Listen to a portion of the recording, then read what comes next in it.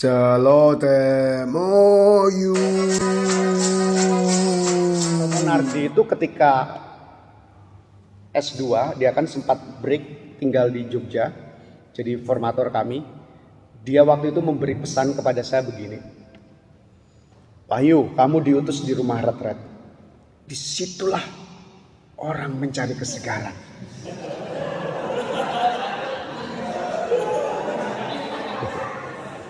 Tetapi kamu nanti akan mengalami, kamulah yang sangat kehausan. Kan profetis sama abstrak juga ya, orang-orang formator itu memang abstrak menurut saya. Maka kalau kamu nggak paham yang dikatakan formator, nggak apa-apa. Saatnya sekarang memahami, gitu loh.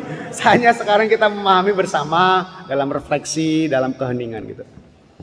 Benar, memang di rumah retret itu, wah banyak orang benar-benar datang menimba. Saya katakan tadi itu, saya dikasih kepercayaan dan tinggal di rumah retret itu. Kalau musim retret, minta ampun ya. Dari Saverius berapa itu, sekali ngutus itu kan berapa gelombang itu ya. Bergelombang-gelombang itu ya datang. Itu kadang kita nego supaya dikasih jeda 1 hari, nggak mau mereka. Langsung siang selesai sore masuk, langsung masuk gitu terus ya. Kalau retret lama-lama akhirnya saya hafal semua buku yang dibuat Romo Kos itu nggak saya pakai lagi, udah di luar kepala gitu ya.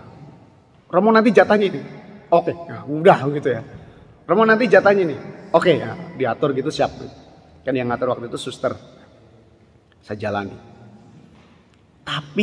Tapi selain retret, waktu itu ada pembinaan kaderisasi. Wah, ini yang gila ini. Timnya Romo Chris, Romo Hendrik yang di USA, Buder Sukarman itu kayak gitu. Itu keren itu ya kalau sudah pendampingan.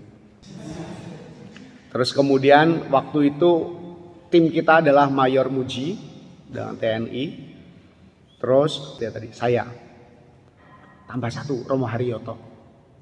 Itu kalau ngasih kaderisasi itu bisa 3 hari kami nggak tidur. 3 hari. Tidur itu sebentar. Tapi kamu bayangin itu bisa terjadi 5 gelombang. Jadi kamu bayangin gelombang 1 kalem, gelombang 2 mulai hilang kalemnya, 3 beringas, 4 membabi buta ya.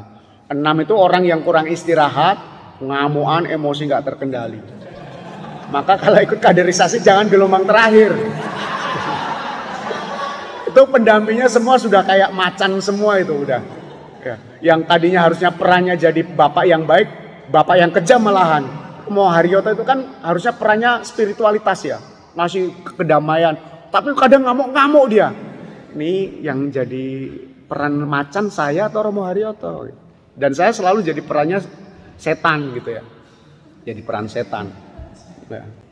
Dan akhirnya yang terjadi adalah menjalani itu.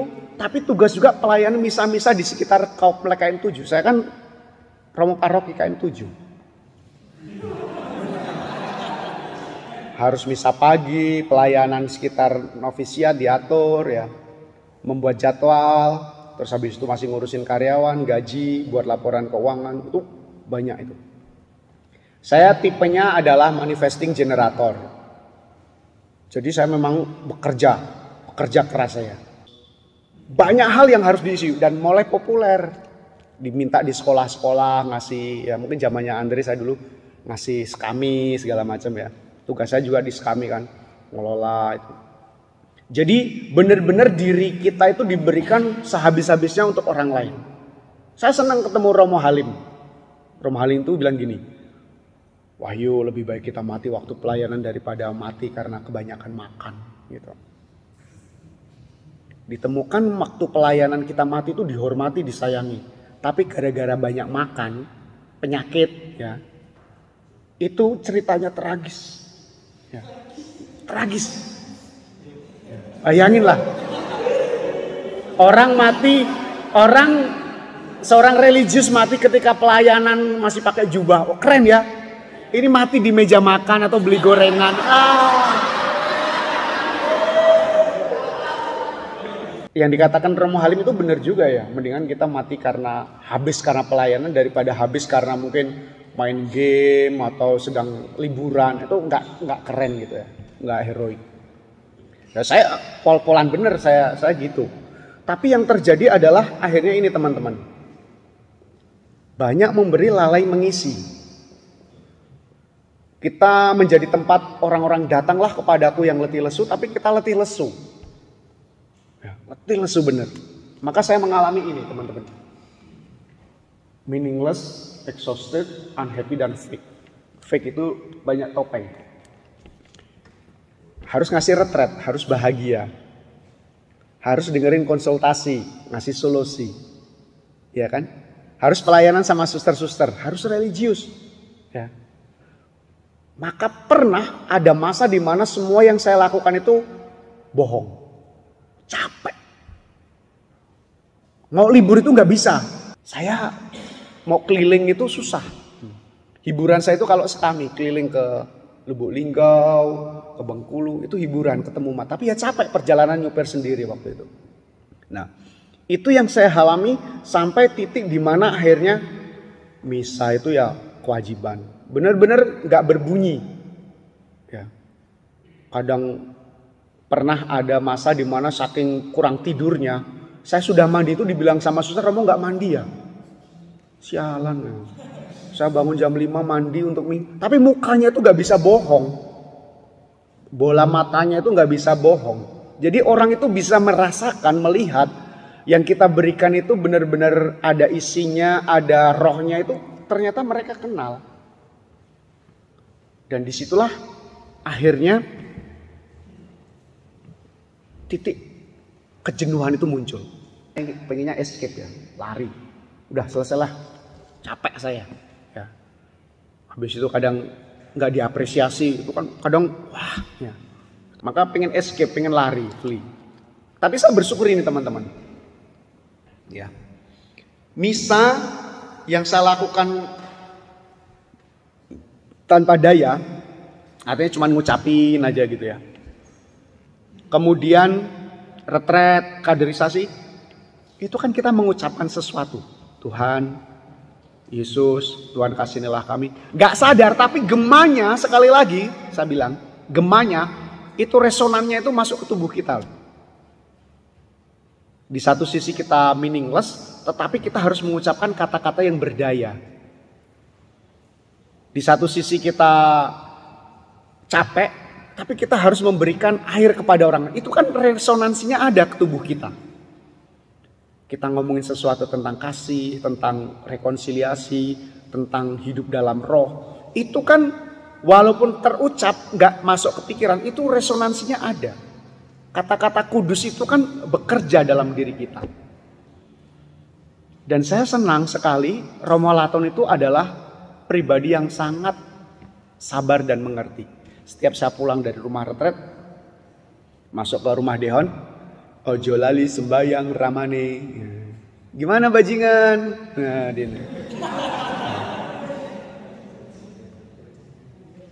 Oh ya, hari ini saya pelayanan kaderisasi lupa doa sebentar. Tuhan terima kasih. Dan Romo Laton waktu itu memberi nasihat gini, Ramane, Roh Kudus itu ada di mana-mana. Di mana ada Roh Kudus, kamu bisa berdoa. Ya. Kamu lupa berefir, kamu kadang tidurnya sampai siang, jangan lupa doa. Dia bilang gitu. Itu selalu diingatkan dan saya tahu Romo Laton selalu berdoa untuk kami yang bekerja di rumah retret. Mengapa? Romo Laton itu kan kami minta juga untuk memberi pelayanan sakramen tobat kalau ada retretan. Ya, dia tahu. Kadang dia di tempat mobil itu ngelihat saya mimpin game, mimpin outbound, dia ngeliatin sambil masang kabel, ya, terus ketawa-ketawa itu dia. Jadi dia tahu gerak-gerik saya. Dia selalu bilang, ojo lali sembayang ramane. Dan di sela-sela waktu yang singkat itu saya tarik nafas dan Gusti nyun ngapunten, nyun pangapur. Itu doanya. Dan yang menguntungkan saya adalah ketika saya memberi retret, ngasih sesi, saya harus banyak baca buku. Ternyata buku-buku yang saya baca itu resonansinya juga besar. Maka ketika saya sudah baca buku ini ketika barusan terbit dulu, ya. Tapi ketika saya baca lagi sekarang beda. Karena kita konteksnya retret sama ngolah pengalaman, beda ya. Maka tadi kata-katanya pun efeknya beda sama saya. Dan buku-buku itu kan ngasih tips-tips ya supaya kita gimana jadi pribadi, kita bahagia gimana kamu semakin bersyukur ya. Buku-buku itu kan ngasih tips. Kadang itu kita praktekkan dan itu ternyata it's working ya. Benar-benar bekerja dan berguna gitu. Dan asik gitu ya. Lalu saya juga bersyukur dalam masa-masa itu perjumpaan dengan umat itu banyak. Bu Warni, ya guru-guru ya. Terus di paroki-paroki ketika ngasih sesi-sesi itu ketemu banyak umat dan semua umat itu senantiasa mendukung saya, mencintai saya, memperhatikan saya. Jadi ada dua tekanan di situ teman-teman. Di satu sisi sudah capek, males, tapi kita dapat hadiah yang tanpa kita sadari bisa membantu kita untuk hidup dalam kesadaran.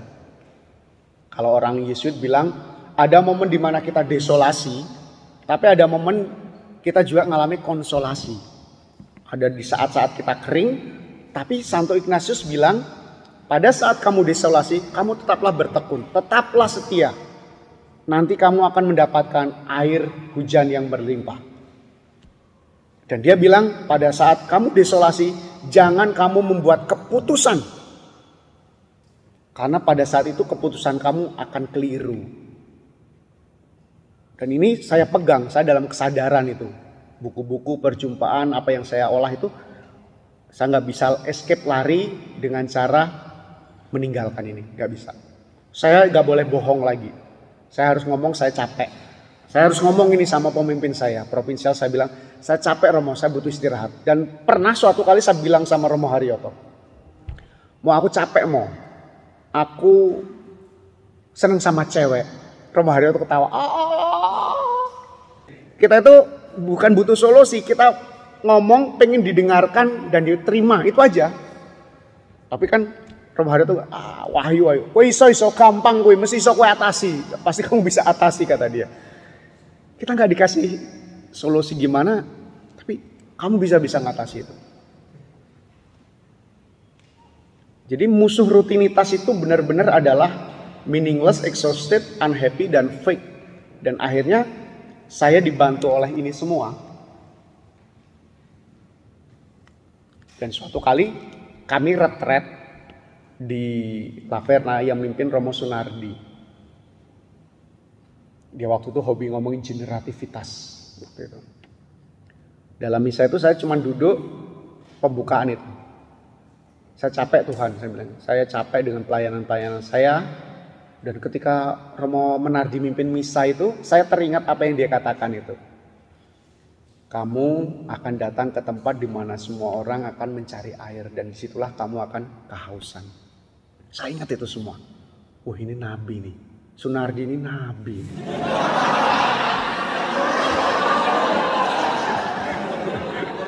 Hebat dia. Jadi dia udah pulang dari USA, udah jadi dokter ya.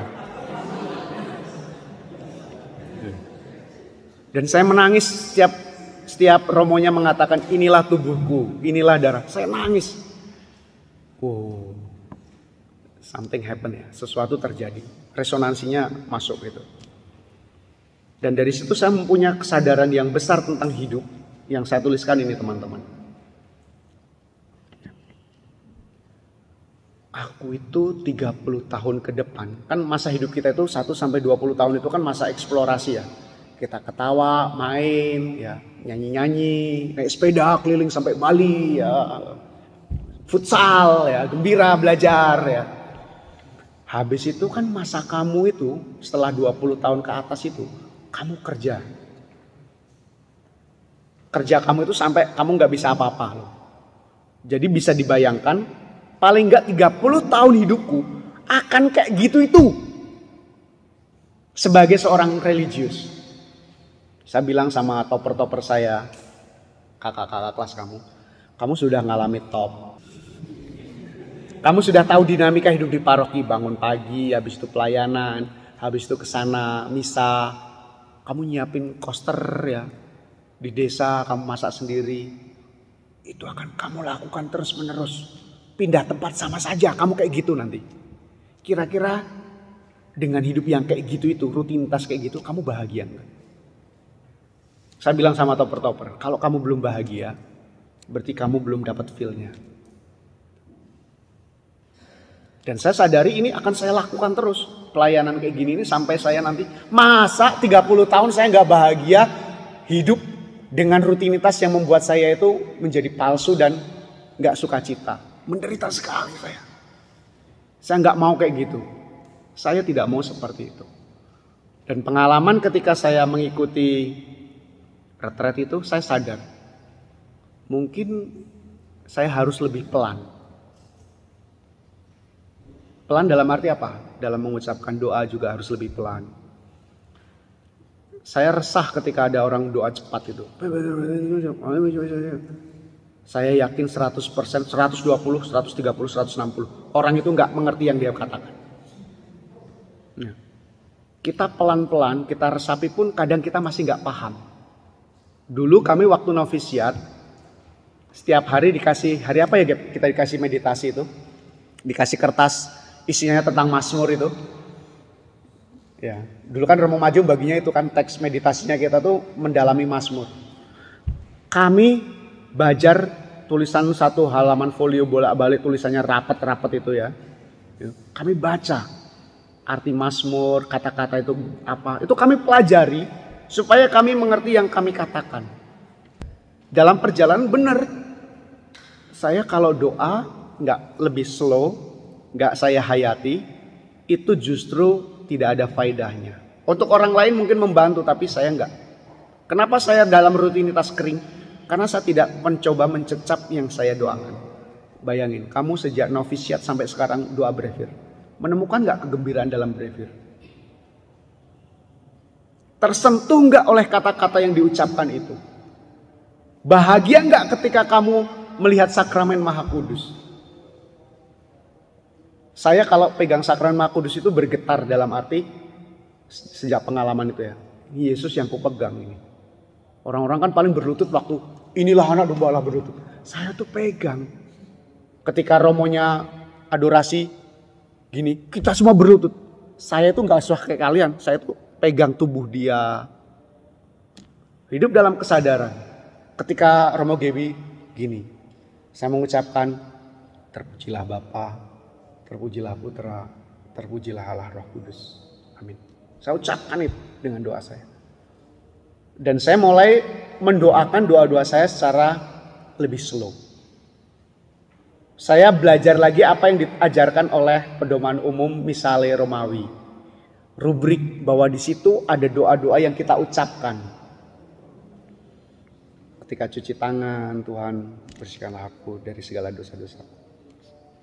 Terus ketika ngelap, semoga imanku semakin diteguhkan. Doa batin yang terus-menerus saya ucapkan. Dan itu saya ajarkan kepada setiap prodiakon yang ikut pelatihan sama saya. Supaya pelayanan kita tidak menjadi rutinitas, tetapi punya bobot yang memberi sukacita bukan hanya kepada umat, tetapi kepada kita. Konsep pelayanan kita kan membuat orang senang ya, bahagia. Tapi kadang kita nggak membahagiakan diri kita. Maka saya waktu itu benar-benar 30 tahun hidup ini akan kujalani pilihanku. Masa aku nggak bahagia, nggak total, nggak duk in altum di situ. Sayang sekali saya akan menyia-nyiakan hidup saya ini. Kesadaran itulah yang muncul. Dan itu akhirnya mengubah. Dan bekal yang paling penting adalah semakin mengenal harapan orang lain. Ketemu umat cerita, oh umat itu butuh didoakan. Apakah kita mendoakan? Belum tentu loh kita. Romo tolong doakan ya? Oh iya. Belum tentu loh kita doain. Lupa kadang. Paling dirapel waktu brevir. Untuk semua orang yang minta didoakan ya Tuhan. Paling gitu kita rapel. Iya loh. Apakah ingat detail doanya? Waktu itu minta. Lupa kita. Ya. Maka dirapel kan itu ya. Hahaha. Kita rapel doa itu supaya utang kita selesai. Betapa malangnya ya orang-orang itu. Berharap sama kita tetapi kita tidak memberikan. Lalu yang kedua yang penting menurut saya jadi bekal adalah bersinergi. Pengalaman di rumah retret tidak bisa tidak, supaya kita tidak habis oleh rutinitas, kita harus bersinergi. Kita percaya sama orang lain, kita berbagi tanggung jawab, kita berbagi pemahaman. Ya.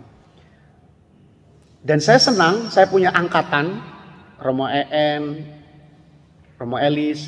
Kan kalau kalian lihat dulu di seminari, saya sering ke seminari terus kami pergi nonton. Ya. Itu kegembiraan ya untuk kami, ketemu, ngobrol, ngopi ya.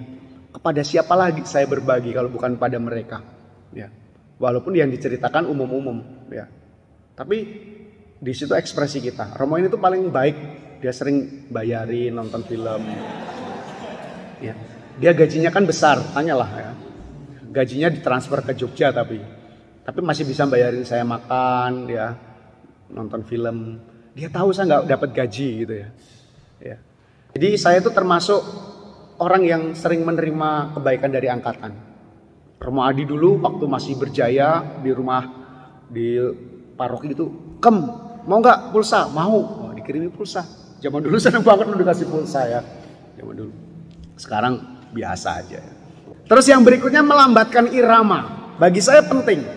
Momen-momen kayak kita sekarang retret ini momen-momen bagi saya sayang. Karena 7 hari ini bermanfaat benar untuk hidupku seumur 1 tahun. Ya. Kesempatan saya meditasi benar, kalau kalian meditasi ya saya juga meditasi ya. Saya latihan pernafasan.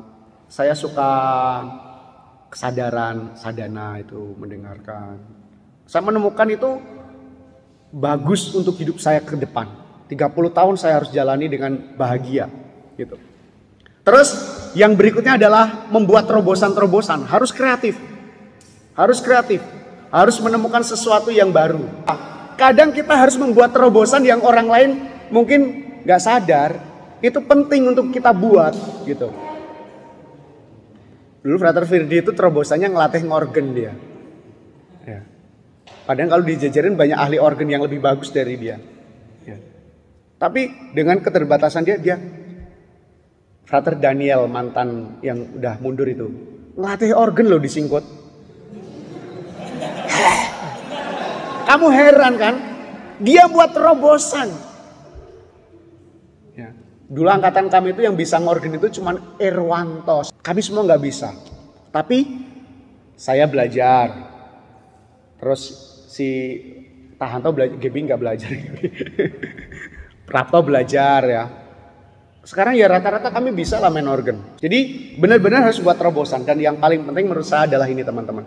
Ketika kita berhadapan dengan boredom ya, kebosanan, kita harus sadar Tuhan itu omnipresent. Di dalam kebosanan, di dalam situasi rutin, Dia ada. Nah ini yang bagi saya penting. Ini yang bekal-bekal yang saya sadari dan sekarang saya benar-benar menghayati ini. Saya harus bahagia dan menemukan sesuatu di situ.